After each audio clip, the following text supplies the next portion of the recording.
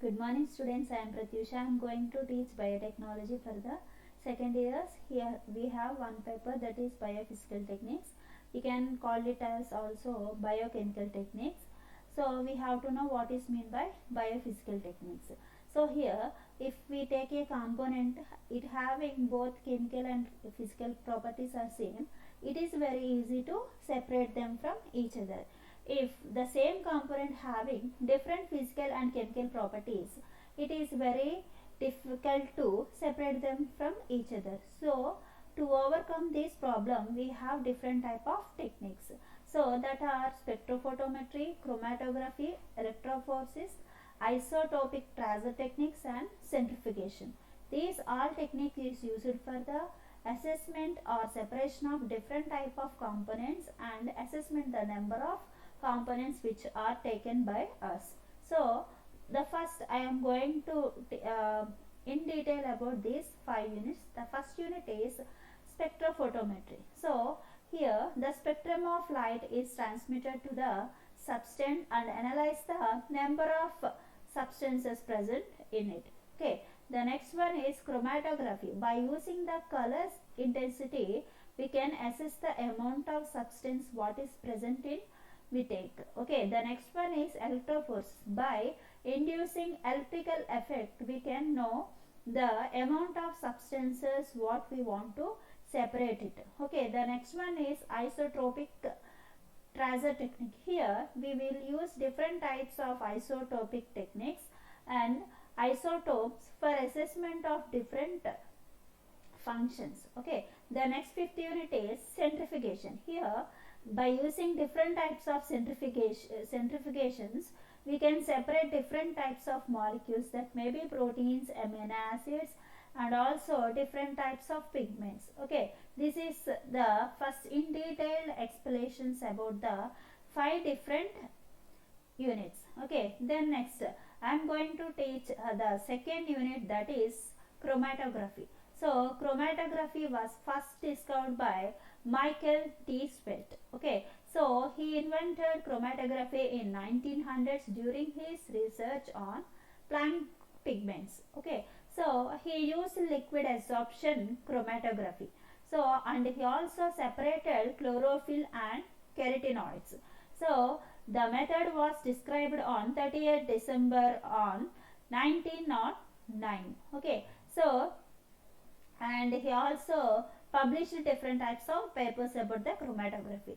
Before going to the types of chromatography, we have to know what is meant by partition principle. Okay, the separation of components from the simple mixture is carried out by two processes of partitions of two components between two phases. If we take two types of liquid components, these two liquid components are separated by each other in the immiscible phase. Okay, that is called as partition principle. So it having both stationary and mobile phase. Basing upon stationary and mobile phase, it will separate into one immiscible phase. That is called partition principle. Here, when a solution is allowed to equilibrate itself between two equal volumes of two miscible liquids, the ratio of the concentration of the solute in the two phases at equilibrium at a given temperature is called partition coefficient. So a mixture of substances with different partition coefficients can be quantitatively separated by a technique known as counter current distribution. Is first developed by L.C. Carrig, in which many repetitive partition steps takes place. This is called partition principle. Partition coefficient or distribution coefficient is the ratio of concentration of components in a mixture of two miscible phases. So we already before said about partition principle. Here two substances are separated by a immiscible phase. That what is the ratio between the two substances that can be separated and that can be assessed or that can be analyzed by partition coefficient. Okay, it is used to describe the way in which the component separates between two miscible phases at any time during chromatography. The component will be equilibrium with the stationary and mobile phase. So partition coefficient is indicated by K. Here K is equal to Cs by Cm. So whereas Cs is the concentration of the component in the stationary phase and the Cm is the concentration of the compound in the mobile phase. The stationary phase used in the chromatography may be solid, liquid or gel, or solid liquid mixtures. So mobile phase may be liquid or gaseous. Most of the interaction involved in the chromatography are physicals, okay, that not be chemical. For example, we in this diagram, we look at this diagram, we have two colors of substances having one immiscible phase. So the concentration of these two immiscible phases we called it as partition coefficient. The reading or the concentration of two immiscible phases, that is called as partition coefficient. So then we have to know about the partition forces. So the partition coefficient reflects the attraction or repulsion forces. Okay, so if we have an material, so if this material is having two forces, okay, for example, if we take one substance having negative charge, okay, so in this component surrounds with two different components, one having positive charge, one having negative charge. So actually for this substance we have negative charge, so then it is attached to the only positive charge. So one is repulsive and another one is attractive. Okay, so these are different forces. So for example, oxygen and nitrogen are the two examples for that. So oxygen and nitrogen having electronegative atoms, so it is tightly or strongly attached to the hydrogen bond. Okay, so if oxygen and nitrogen are positive characters, the hydrogen will not be attached strongly with that. Okay, next one, physical and chemical interactions. Okay, so we have different types of physical and chemical interactions.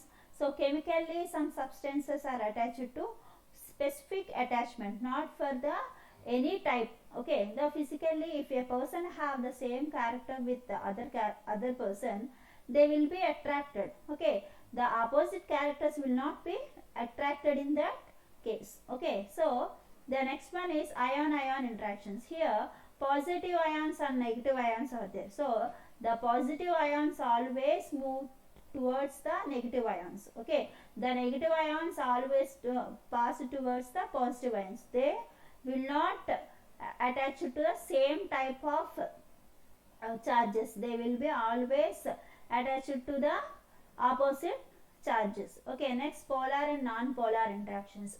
Here polar interactions means the substances having attachment with the water molecule. Okay, so polar interactions we also said polar heads, and non-polar interactions also said, we can say like that polar tiles.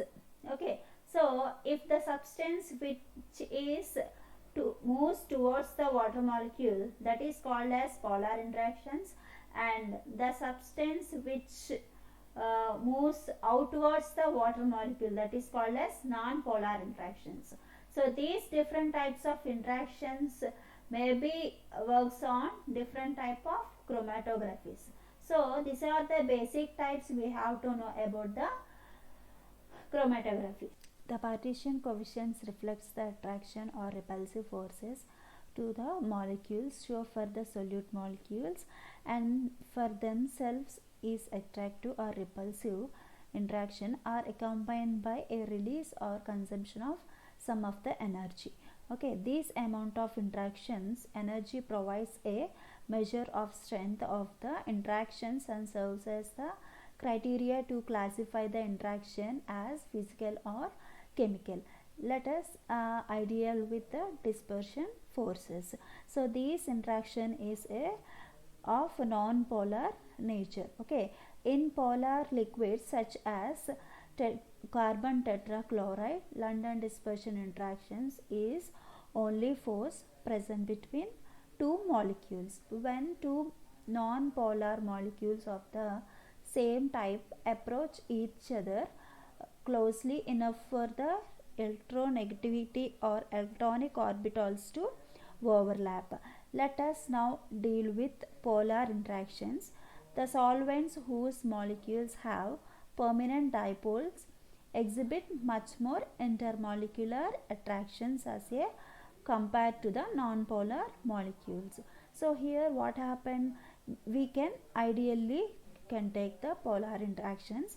The solvent whose molecules have permanent dipoles exhibits much more intermolecular attractions which are compared to non-polar molecules. The permanent dipole. So here what happened, we can ideally can take the polar interactions. The solvent whose molecules have permanent dipoles exhibits much more intermolecular attractions which are compared to non-polar molecules. The another type of polar interaction which is important in chromatography is hydrogen bonding.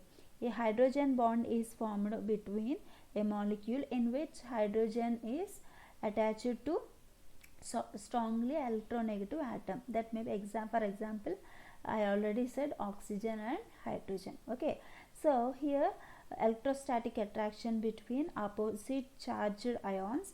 All these forces involved may be discussed as partition forces. Next I am going to teach about the first one, chromatography types. Okay, so here chromo means color, graphy means to write. So here the simple definition of chromatography is color writing. Okay, it is the physical method of separation in which the components to be separated and distributed between two phases. Here in the already I said biophysical techniques. Okay, so biophysical techniques are applicable for the chromatography. Okay, it is a physical method, so we do not use any physical matter here. Okay, only we can use only physical matters, not the chemical matter. So because of that it will called as biophysical techniques. Okay, it having both stationary phase and mobile phase. So here we have different types of chromatographies.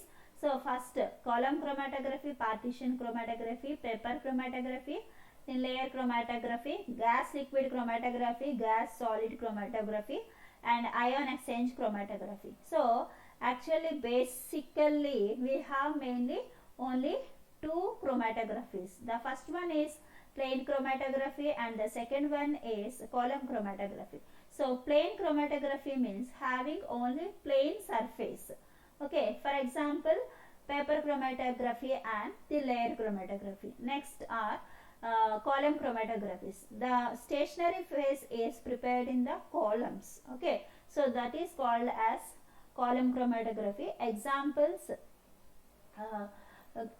gas liquid chromatography, gas solid chromatography, ion exchange chromatography, and gel filtration chromatography. These are all column chromatographies. So before that we have to know what is meant by stationary phase. Okay, so stationary phase means the substance which can be separated by some other substance. Okay, so for example we have the stationary phase.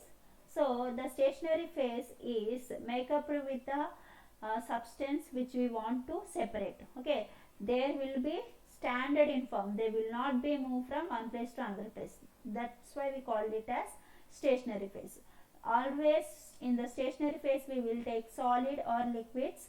So for the mobile phase we will take liquid and gas also. Okay, so mobile phase means the movement of phase across the stationary phase, that is called mobile phase. So here we will use liquid and gases. Here gas liquid chromatography and gas solid chromatography, and we also have another one is HPLC, high efficiency, sorry, high HPLC, high performance liquid chromatography.